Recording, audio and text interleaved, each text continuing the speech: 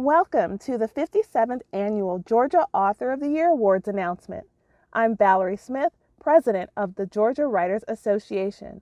We are thrilled to come together again to celebrate a fantastic year of writing from talented Georgia authors. Without further ado, let the announcement of the 2021 Georgia Author of the Year Awards commence. First, we would like to acknowledge our award artist. The award platter for this year's award winners and lifetime award recipients were commissioned by Alicia Ellis of Utility Objects, an Atlanta-based pottery design studio. More of her work can be found at utilityobjects.com. Before we begin, we have exciting news that we would like to share. Georgia Writers Association is proud to announce that this year we will be offering the inaugural John Lewis Writing Award, an award inspired by the late civil rights icon and his more than 3 decades of service as Georgia's 5th District Representative. The 3 John Lewis Writing Awards will be awarded annually, one each in the categories of fiction, nonfiction, and poetry. The purpose of the John Lewis Writing Award is to elevate, encourage, and inspire the voices of Black writers in Georgia.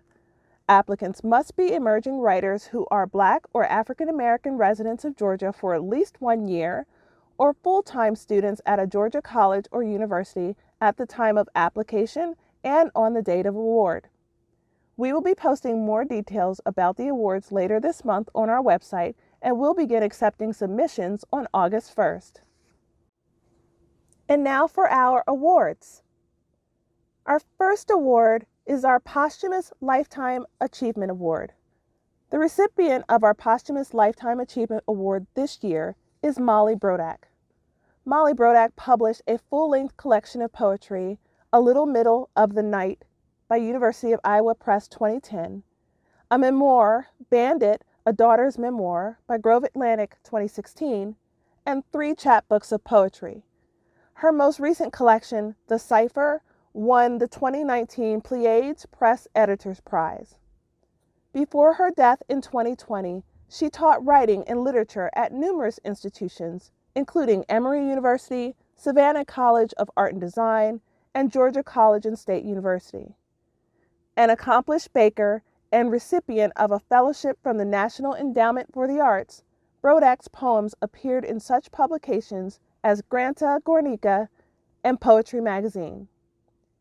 Molly's tribute is presented by Caroline Crew. Caroline is the author of the essay collection Other Girls to Burn, forthcoming University of Georgia Press, winner of the AWB Prize for Nonfiction, as well as the poetry collection Pink Museum by Big Lux. Currently, she is pursuing a PhD at Georgia State University after earning an MA at the University of Oxford and an MFA at UMass Amherst.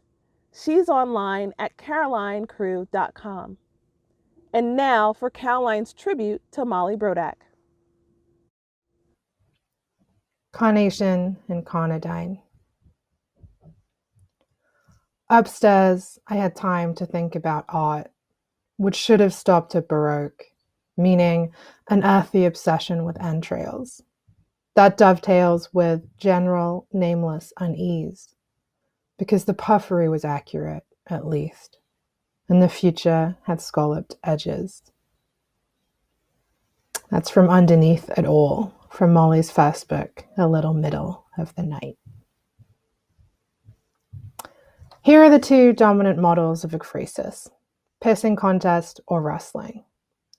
The former is fashioned after Paragon, the Renaissance debate that pitted painting and sculptures as opponents. In our pissing contest, the competitors are poetry and painting. The latter model is less contentious, arguing that ekphrasis is an encounter or exchange.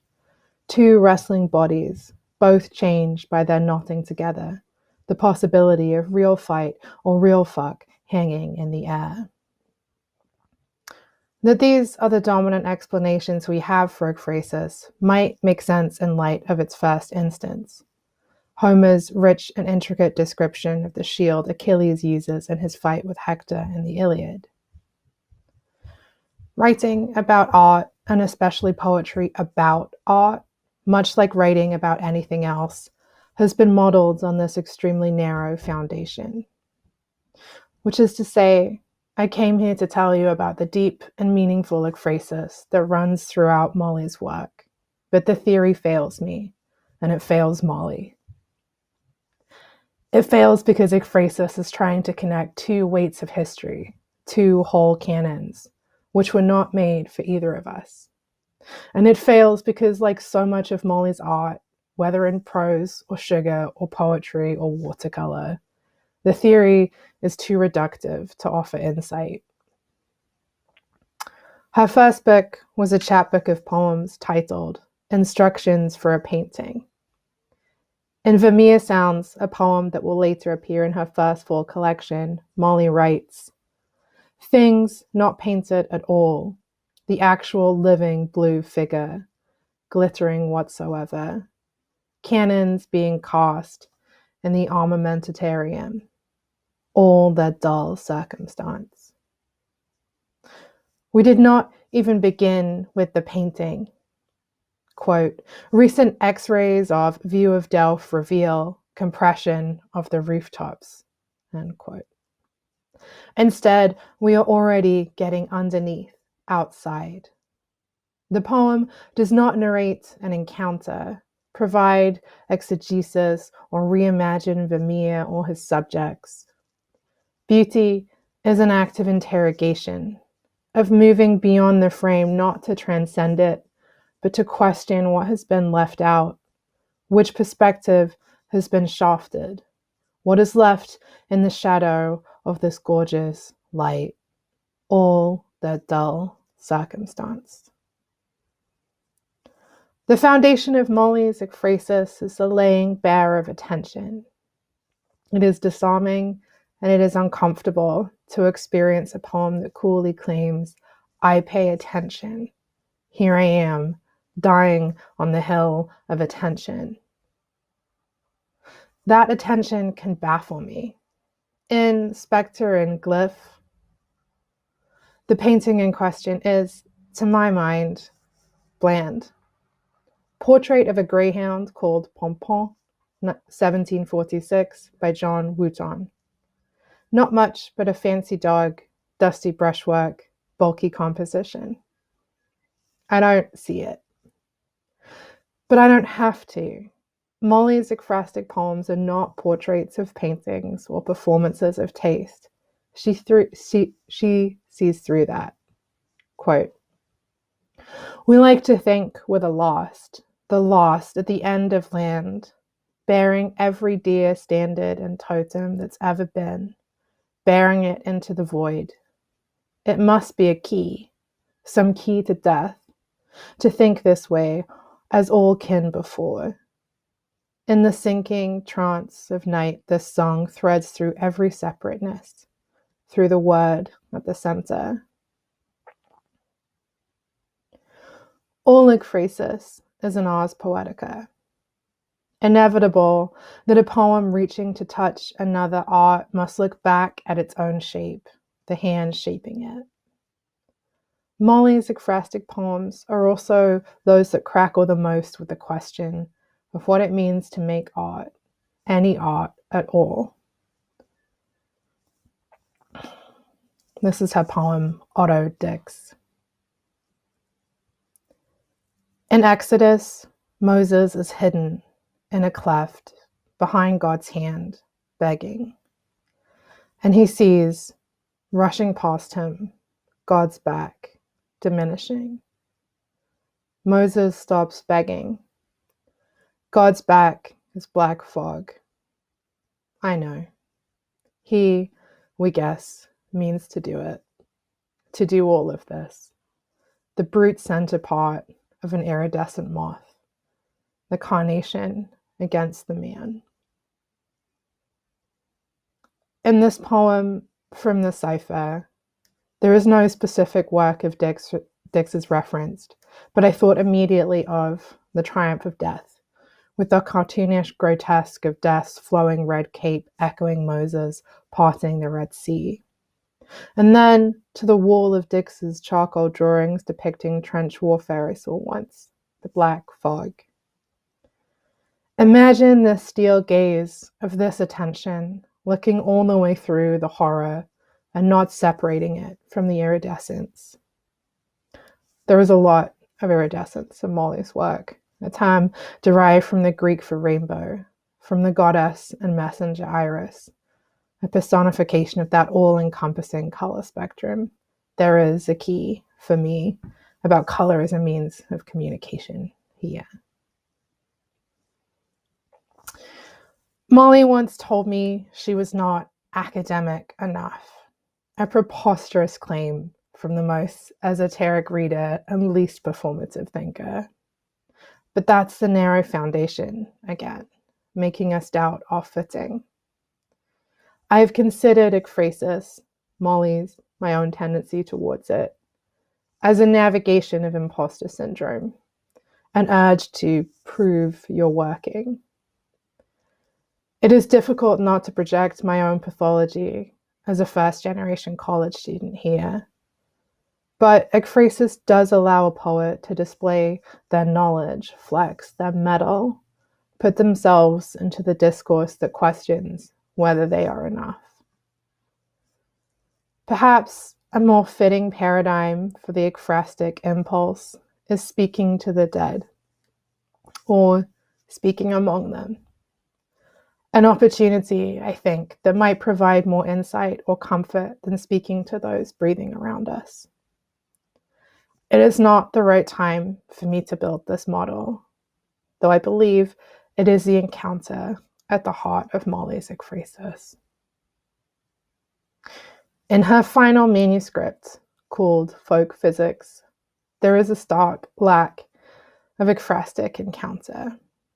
There is no reach out to other art, no question in conversation, except for just one instance.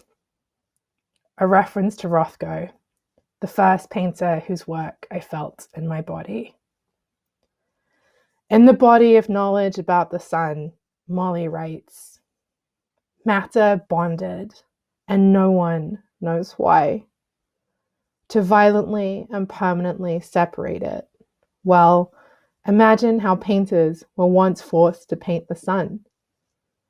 Rothko said to stand 18 inches from his paintings in order to see them. The sun is unviewable. No consolation. No menacing spirit. It gives everything. Still, we paint it. The sun glaring out all the people, bleaching out the failure, the searching, relief perhaps, or space, burning, a totalizing light. Still, we paint it. Thank you, Caroline. And now for our Lifetime Achievement Award. The recipient of our Lifetime Achievement Award is Pearl Clegg. Pearl Clegg is an Atlanta-based writer, currently distinguished artist in residence at the Tony Award-winning Alliance Theater. Her new play, Angry, Raucous, and Shamelessly Gorgeous, had its world premiere as a part of the theater's 50th anniversary season in 2019 and is scheduled for productions around the country when the theaters reopen next year. Her other plays premiered at the Alliance include Pointing at the Moon, What I Learned in Paris, Blues for an Alabama Sky, and Flying West, the most produced new play in the country in 1994. Her play, The Nakarima Society Requests the Honor of Your Presence at a Celebration for Their First 100 Years, was commissioned by the Alabama Shakespeare Festival and co-produced with the Alliance in Montgomery and Atlanta in 2010. Her first play for young audiences, Tell Me My Dream, was commissioned and produced by the Alliance in 2015. Her book for children, In My Granny's Garden, was co-authored with her husband, writer Zarin W. Burnett, with illustrations by Radcliffe Bailey, was part of the Mayor's Reading Club in 2018 and distributed free to 15,000 Atlanta children. It was presented at the Alliance as a play for the very young in March 2020 and is currently streaming through the Alliance website. Clegg recently completed work on Sit-In, an animated film for young audiences about the sit-in movement in conjunction with Picture the Dream, a national exhibition sponsored by Scholastic Books. Blues for an Alabama Sky was included in the 1996 Olympic Arts Festival and has been produced in multiple American theaters every year since it premiered at the Alliance in 1995. The Alliance included a 20th anniversary production in their 2015 season, directed by Susan V. Booth. The play ran off-Broadway at the King Company in New York in 2020 and is scheduled for a production at the National Theatre in London in 2021. Some of her other plays include Late Bus to Mecca, Bourbon at the Border, and A Song for Coretta. She recently completed her first radio play, Digging in the Dark, for the King Company's 2021 season. Her first of 8 novels, What Looks Like Crazy on an Ordinary Day, was an Oprah Book Club pick and spent 9 weeks on the New York Times bestseller list. Her other novels include Baby Brothers Blues, which received an NAACP Image Award for Literature, I Wish I Had a Red Dress, Babylon Sisters, and Things I Never Thought I'd Do. Her memoir, Things I Should Have Told My Daughter, Lies, Lessons, and Love Affairs, was published by Simon & Schuster Atria Books on April 2014. She is also the co-author with her husband, writer Zarin W. Burnett, Jr., of We Speak Your Names, a praise poem commissioned by Oprah Winfrey for her 2005 Legends Weekend, and a 21st Century Freedom song for Selma at 50, commissioned by Winfrey for the 50th anniversary of the 1965 Selma to Montgomery March. Clegg and Burnett are frequent collaborators, including their award-winning 10-year performance series, Live at Club Zebra, featuring their work as writers and performance artists. Clegg was awarded the Governor's Award for the Arts in 2018. She received an honorary doctorate in fine arts from her alma mater, Spelman College, in 2010, and spent 2 years as a member of the Spelman faculty. She was the founding editor of Catalyst magazine, an Atlanta-based literary journal, for 10 years, and served as artistic director of Just Us Theater Company for 5 years. Her work has been given grant support through the National Endowment for the Arts, the Fulton County Arts Council, the Georgia Council for the Arts, the City of Atlanta Bureau of Cultural Affairs, and the Coca-Cola Foundation. Pearl's tribute today is presented by Tayari Jones.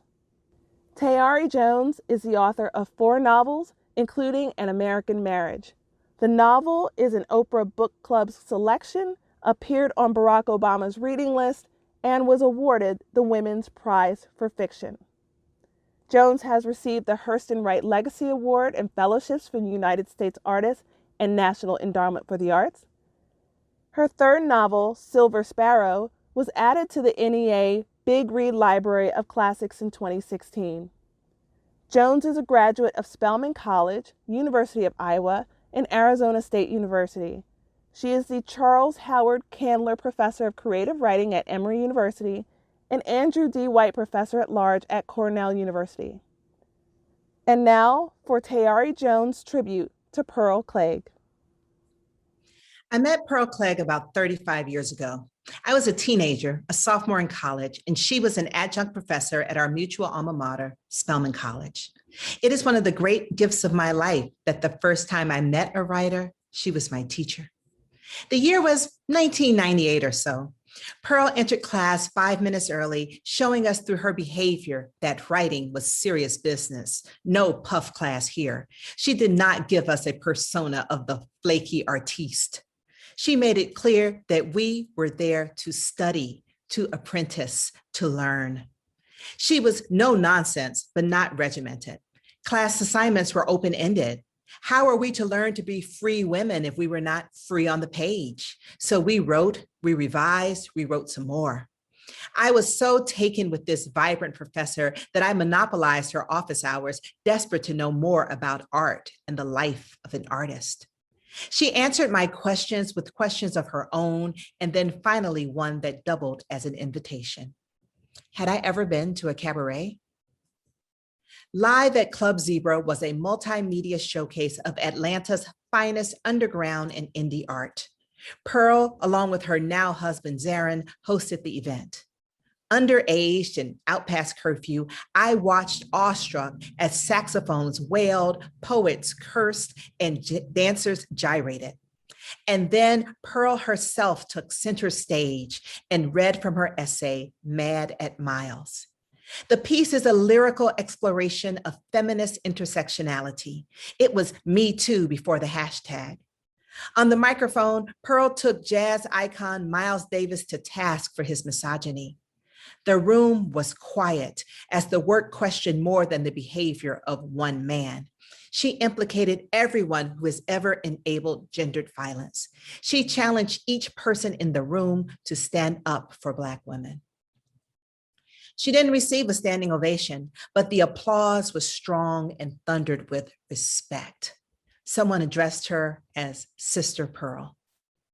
I know that this is a Lifetime Achievement Award, so I should move on to speak of her many accomplishments, but my memories of that night at Club Zebra contextualizes her every achievement.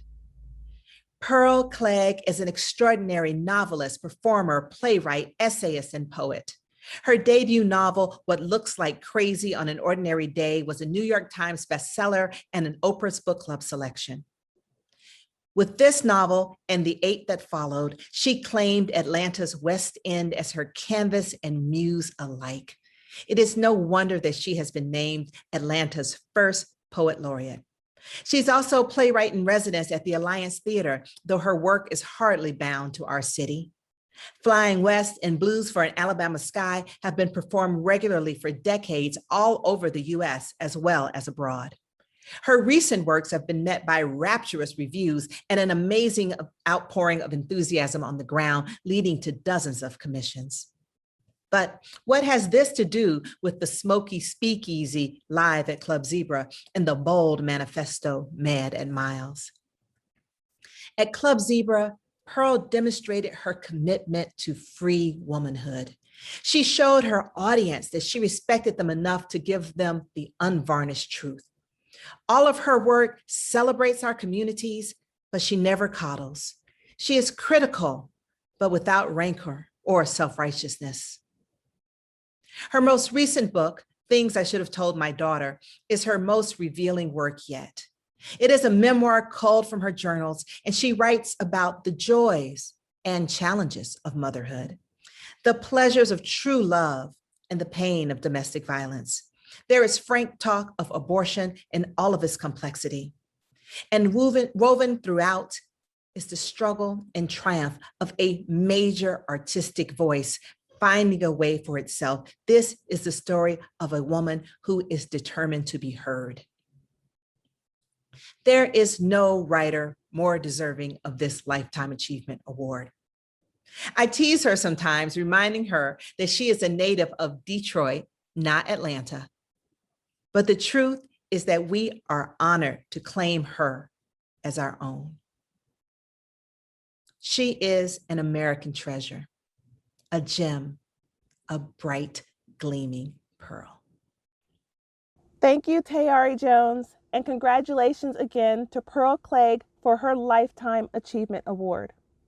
And now for our book awards. For each category, I will announce the list of nominees, the finalist, and the winner. Our first category is children's book. The nominees are Beverly Brumer, Moose Family Christmas, illustrated by Seth Fitz; Bonnie Clark, Taste Your Words, illustrated by Todd Bright; Carmen Agradidi, Rita and Ralph's Rotten Day, illustrated by Pete Oswald; Mike Lowry, Everything Awesome About Sharks and Other Underwater Creatures; Malcolm Mitchell, My Very Favorite Book in the Whole Wide World, illustrated by Michael Robertson; Andy Renton, Owlie, The Way Home; Miriam Udall, editor and translator, Honey on the Page, A Treasury of Yiddish Children's Literature. Congratulations to our nominees. The children's book finalist is Rita and Ralph's Rotten Day by Carmen Agradidi, illustrated by Pete Oswald. Tanya Valentine says of Rita and Ralph's Rotten Day, Rita and Ralph's Rotten Day is a lovely portrayal of the ups and downs of even the best of friendships. When a new game ends with tears and anger, these two friends must navigate their way back to each other with authentic apologies and understanding. This sweet story is enhanced by Pete Oswald's beautiful illustrations. Congratulations to our finalist, Carmen Agraditi. The children's book winner is My Very Favorite Book in the Whole Wide World by Malcolm Mitchell, illustrated by Michael Robertson. Valentine says of My Very Favorite Book in the Whole Wide World, my very favorite book is perfect for struggling readers.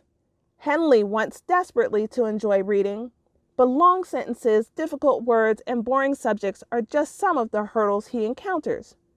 When he learns he must share his favorite book in the whole wide world with the class, Henley seeks help at the library and bookshop with no luck. But encouraging words from his mama help Henley discover his perfect book. Malcolm Mitchell's inspiring story reminds us that struggling readers are not always reluctant readers, and Michael Robertson's adorable art brings the story of Henley to life.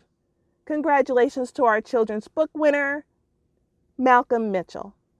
For our detective mystery category, the nominees are Kimberly Bell, Stranger in the Lake; Lily Charles, Murder at the Estate Sale; A. Shane Etter, World of Rage; David H. Hanks, Euphrates Yield; Iris Johansson, Chaos; Pat McKee, Ariel's Island; Penny Mickleberry, You Can't Die But Once; Brian Panowich, Hard Cash Valley; Paul Senior, We'll Meet Again; Karen Slaughter, The Silent Wife; Christopher Swan, Never Turn Back; Maggie Toussaint, Seize the Day.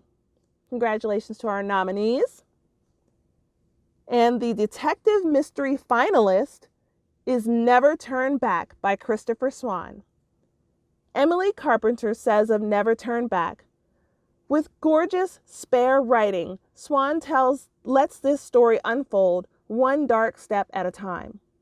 As the secrets unspool, we're drawn into a twisty, hard-boiled noir-style story of the dark side of family.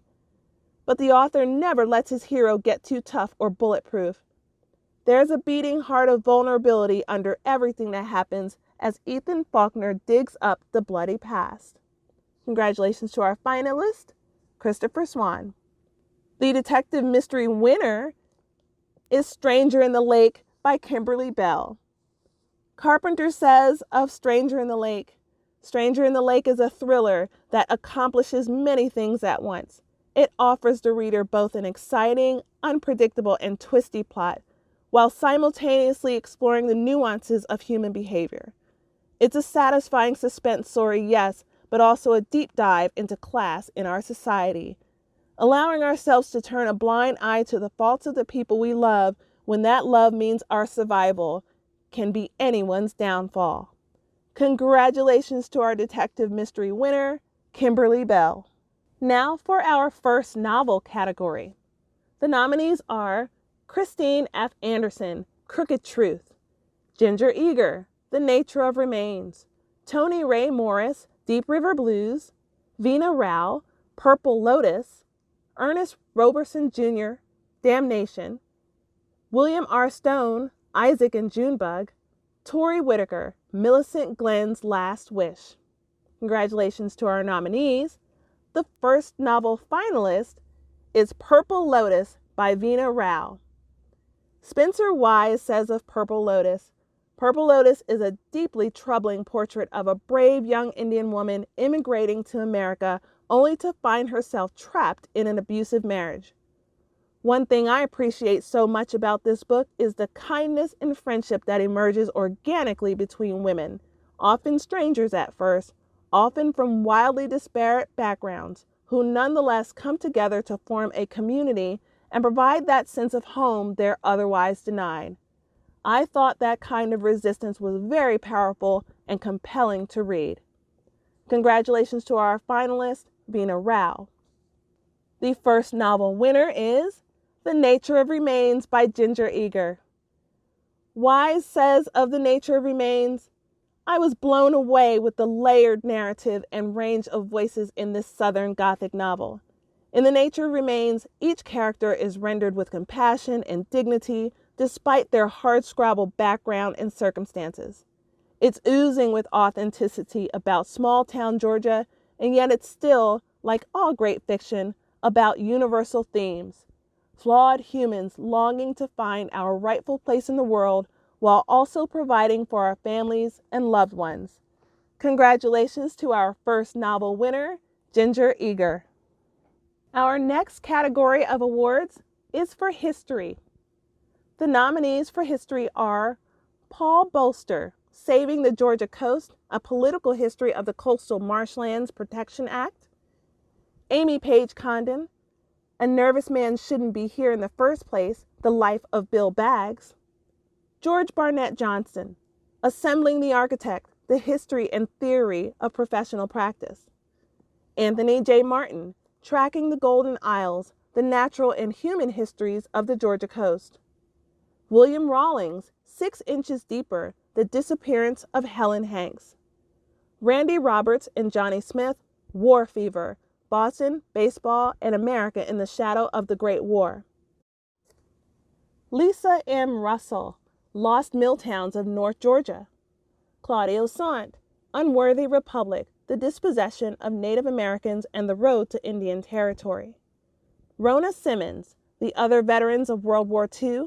Stories from Behind the Front Lines; Lars Spoybrook, Grace and Gravity, Architectures of the Figure; Diane M. Stewart, Black Women, Black Love, America's War on African American Marriage; Jacqueline Weldon White, Pure Evil, The Machete Murders of Macon, Georgia; and Victoria Wilcox, The World of Doc Holliday, History and Historic Images.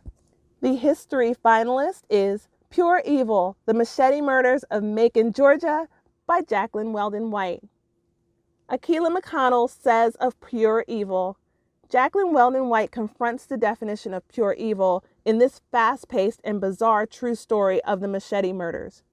To an outside observer, Becky Machete was a middle-class white woman in a small town, Macon, Georgia, with a hard-working husband and 3 daughters. But inside Becky's head, she was a mafia boss. Machete's murderous fantasies led to the deaths of 2 people, the abuse of her daughters, life imprisonment and execution for 2 men, and her own life in prison. Vividly portrayed, White pulls the reader into Machete's deranged mind through the use of extensive interviews, letters, and newspaper reports. Congratulations to our finalist, Jacqueline Weldon White.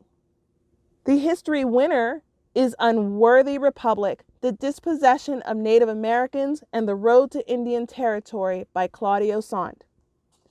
McConnell says of Unworthy Republic, in Unworthy Republic, Claudio Sant deftly combats the presumption that Native American removal was an inevitable consequence of colonization.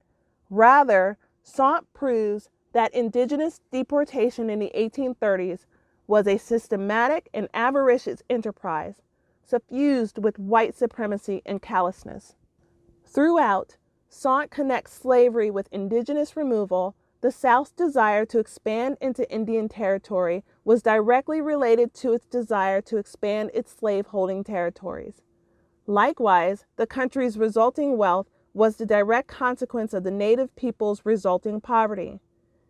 An even-handed and meticulous study of unbridled power and greed, Sant leaves the reader assessing the price of expulsion, asking hard questions that a worthy republic must answer.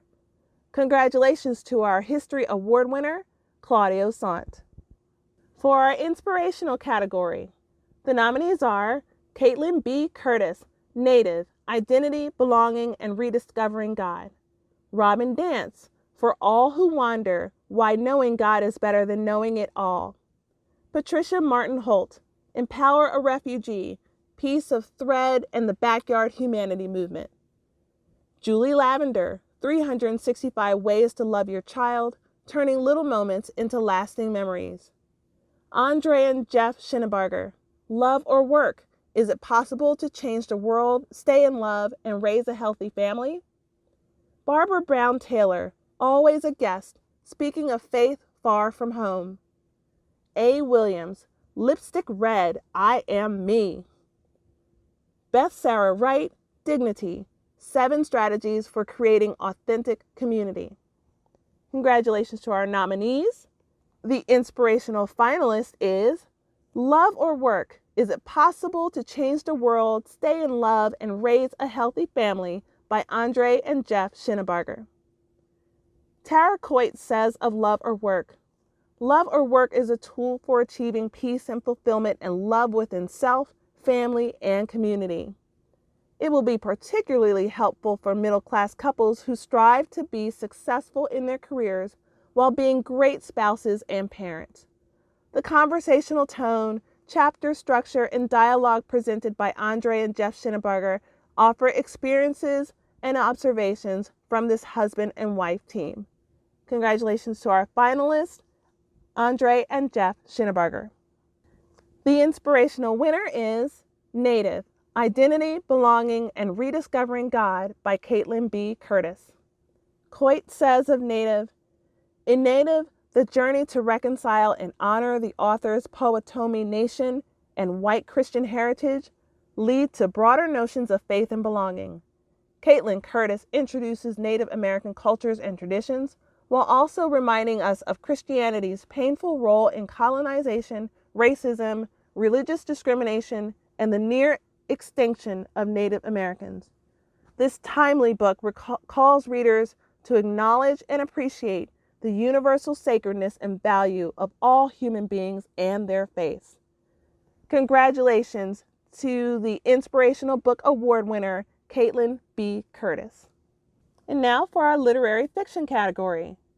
The nominees are Armand Boudreau, The Way Out, Taylor Brown, Pride of Eden, Dylan Fisher, The Loneliest Band in France, Joseph R. Jones, Magnolia Avenue, Terry Kay, The Forever Wish of Mitty Sweet, Jen Lyons, The Memory of Souls, Elizabeth Musser, The Promised Land, Peter Selgin, Duplicity, and Philip Lee Williams, Far Beyond the Gates. Congratulations to our nominees. The literary fiction finalist is The Promised Land by Elizabeth Musser. Snowden Wright says of The Promised Land, Elizabeth Musser's The Promised Land revolves around 3 characters who, facing a metaphorical crossroads in their lives, venture toward a literal one along the Camino pilgrimage route in France. Abby, dealing with the breakup of her marriage, her son Bobby, discovering his artistic ambition while on a gap year, and Caroline, coping with the disappearance of her best friend. In straightforward but agile narration, the novel explores how pathways between strangers, between generations, can sometimes converge in unlikely places. The result is a quiet marvel of grace. Musser draws subtle connections between the characters' lives in Atlanta and what they find in France, the Beltline as its own sort of French Camino, and uses those connections to weave a beautiful, heartfelt portrait of what it means to be a Georgian, a Southerner, an American, and most importantly, a person in the world. Congratulations to our literary fiction finalist, Elizabeth Musser. The literary fiction winner is Pride of Eden by Taylor Brown.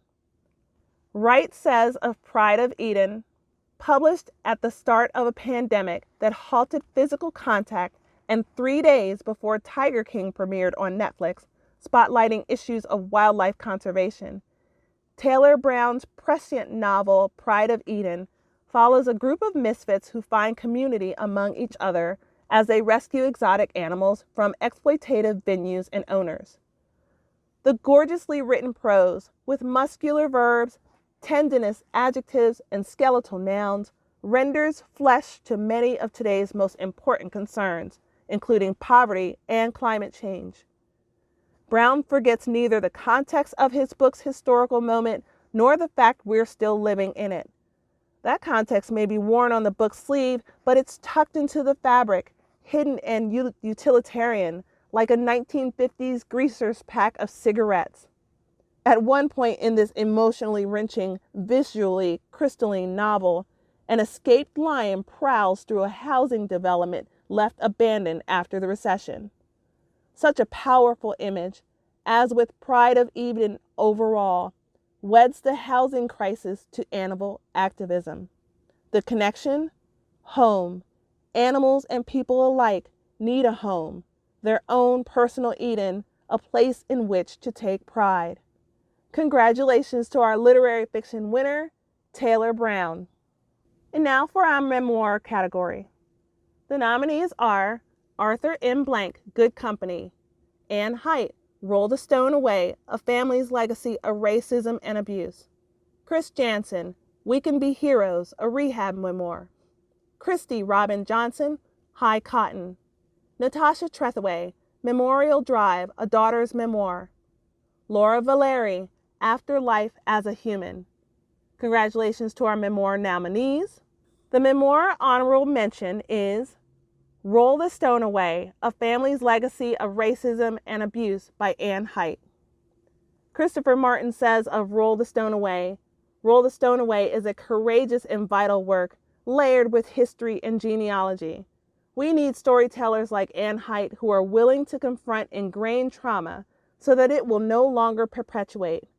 Always we need the perspectives of strong women, getting us closer to the truth and breaking the cycles of violence. We need these Southern chronicles that suggest a more excellent way, reminding us this is the work of everyone, however small our voices may seem. Congratulations, Anne Height. The memoir finalist is High Cotton by Christy Robin Johnson. Martin says of High Cotton, Christy Robin Johnson's High Cotton is a work of reflection and remembrance. To borrow a phrase from one of the book's many moving scenes, a sun-kissed expression of joy set against a backdrop of loss, addiction, and violence.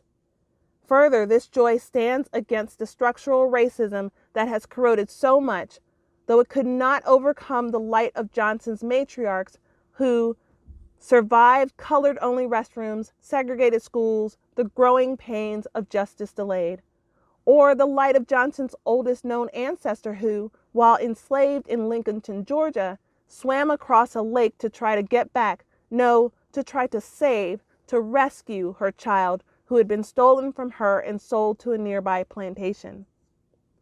Johnson carries such material light forward.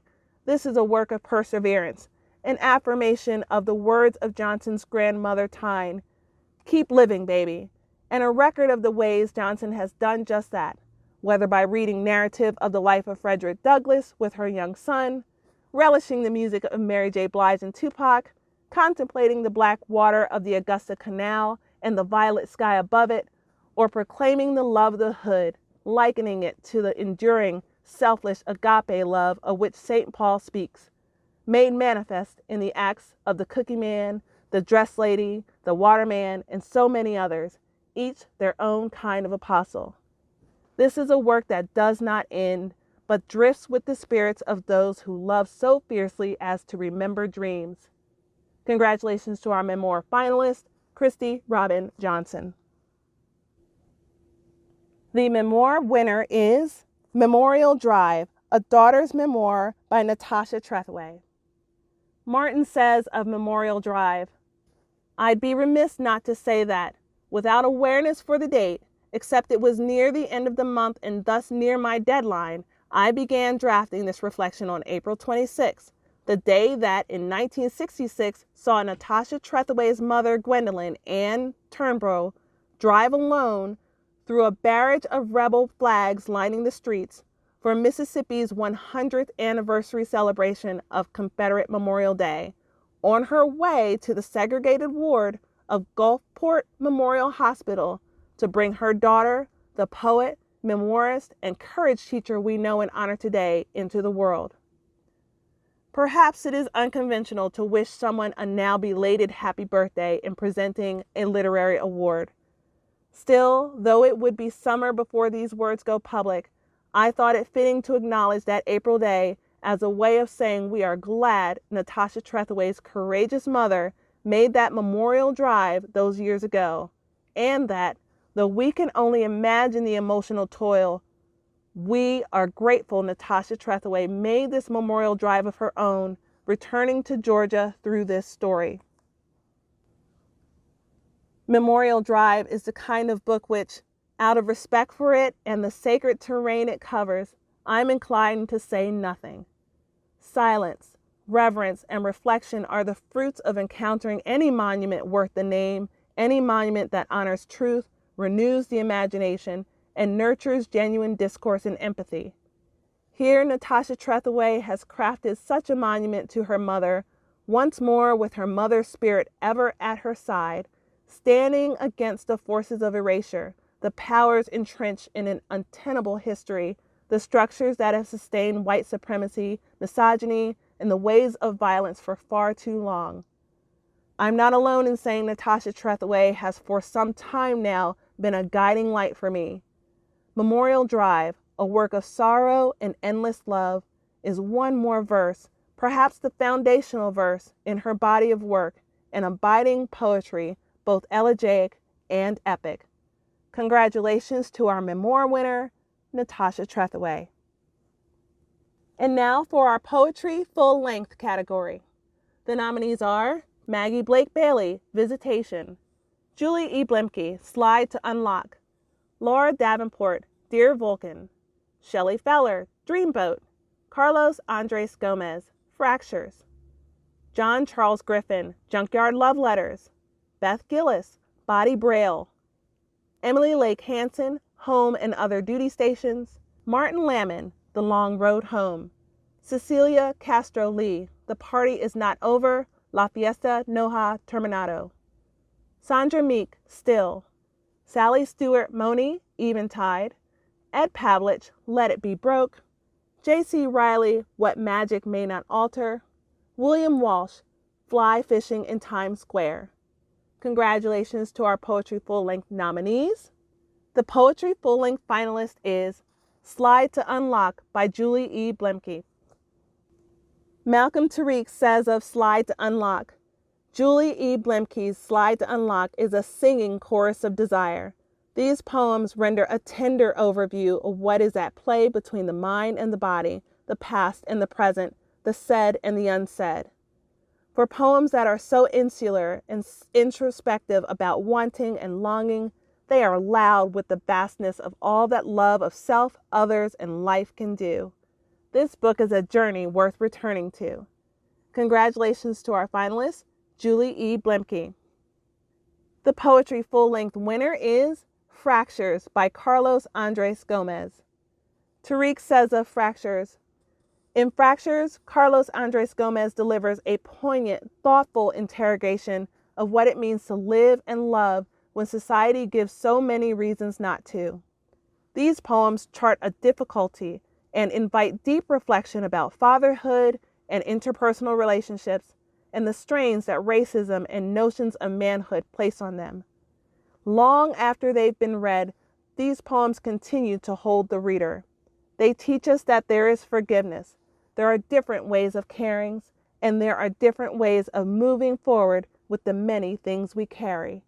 Congratulations to our Poetry Full-Length winner, Carlos Andres Gomez. Next is our Romance category. The nominees for Romance are Tanya Agler, A Ranger for the Twins; Tanya Agler, The Sheriff's Second Chance; Sharina Harris, Imperfectly Happy; Sharina Harris, Judge's Girls; Jane Lewis, The Lady Flyer; and Colleen Oakley, You Were There Too. Congratulations to our Romance nominees. The Romance finalist is Imperfectly Happy by Sharina Harris. Cardenas says of Imperfectly Happy, Harris immerses you in friendship and fun as four kick-ass women reunite to help one another follow their respective ambitions they've cast aside since college. The brown sugarettes will have you calling your sister, tossing out your dusty old copy of Sex and the City, and planning a girls' trip with your besties. It's a love letter to anyone who's put their dreams on the back burner in adulthood, and it's also a strong reminder that sometimes the love of your life just might be your friends.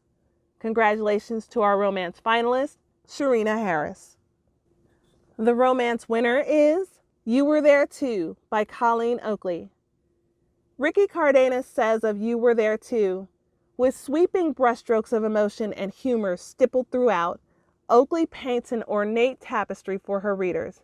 Mia lifts off the page and into our hearts in this fast-paced journey between love and loss, fate and choice, along with dreams and reality.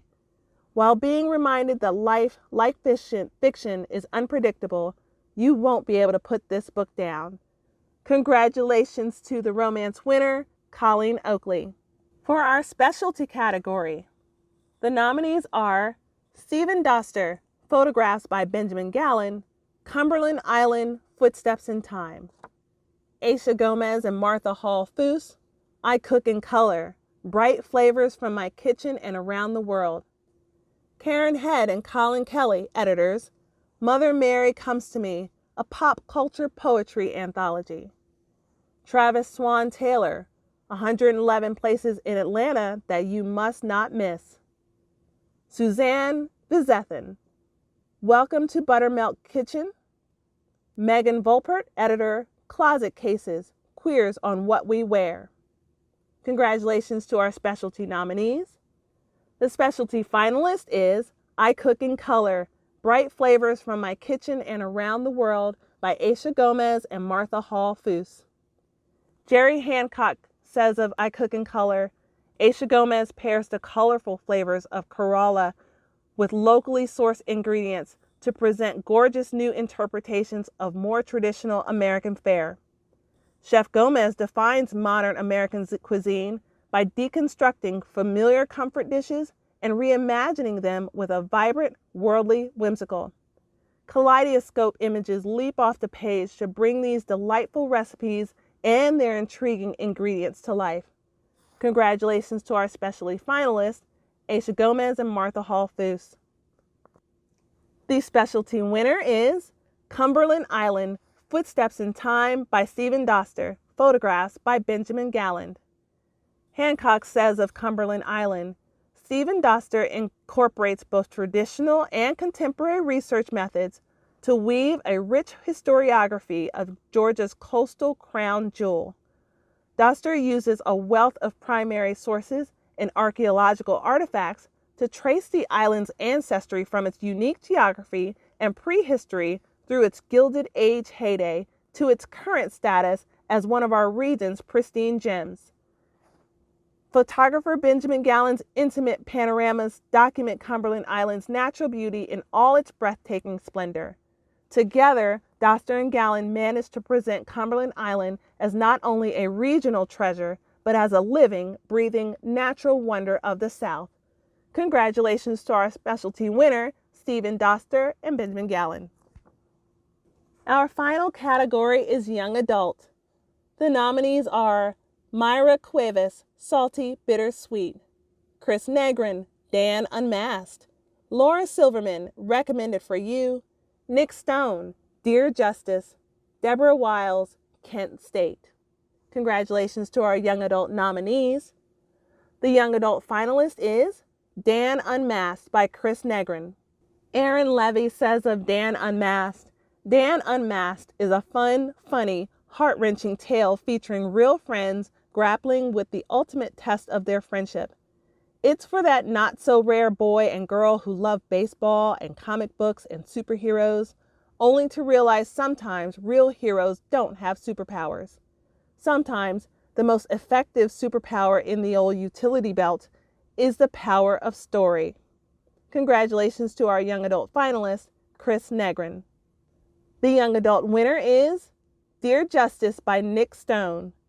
Levy says of Dear Justice, Dear Justice is an amazing companion novel to Stone's multi-award-winning YA book, Dear Martin. Dear Justice is not a continuation of Justice McAllister's story. It craftily casts Justice as the friend of a new, fantastically realized protagonist, Quan, who happens to write letters to Justice from jail.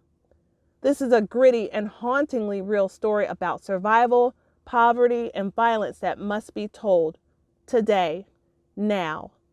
Stone does a great job balancing the criticism of the school and justice system, leaving enough gray area space for the authentic discussion after readers finish the book. Bravo! Congratulations to our young adult winner, Nick Stone. Congratulations to all of this year's Georgia Author of the Year's nominees, finalists, and winners. Again, my name is Valerie Smith, and it has been my pleasure to present these awards on behalf of Georgia Writers Association. Thank you to all our authors, judges, and readers. We wish you the best of reading and writing until we meet again. This concludes our presentation of the 2021 Georgia Author of the Year Awards. Thank you.